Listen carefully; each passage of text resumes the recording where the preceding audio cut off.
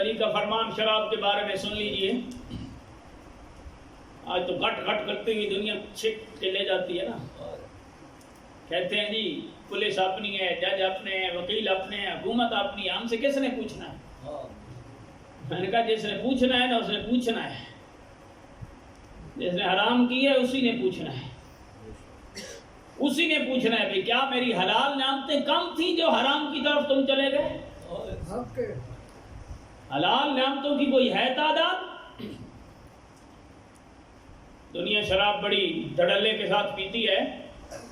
حضرت مولا علی شیر خدا رضی اللہ تعالیٰ عنہ کا ایک جملہ سنیے اور شراب کی نجاست کا اندازہ کیجیے. مولا علی نے فرمایا اگر کنویں کے اندر شراب کا ایک قطرہ گر جائے، کنویں کے اندر شراب کا ایک قطرہ گر جائے، کنویں میں پانی کھڑا رہتا ہے، چلتا رہتا ہے، پیچھے سے نیا آتا رہتا ہے اور کتنا پانی ہوتا ہے.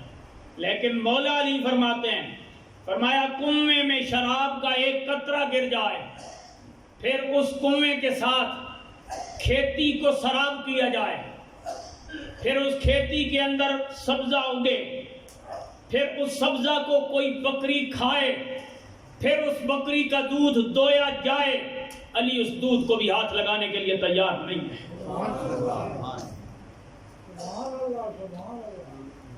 پانی کتنا ہے، شراب کتنی گری، پھر آگے پروسیس کتنا لمبا ہے کہ وہ پانی کھیتوں پہ لگے، کھیتوں سے فصلیں اگیں، فصلوں کو جانور بھی کھائیں، جانوروں سے دودھ نکلے.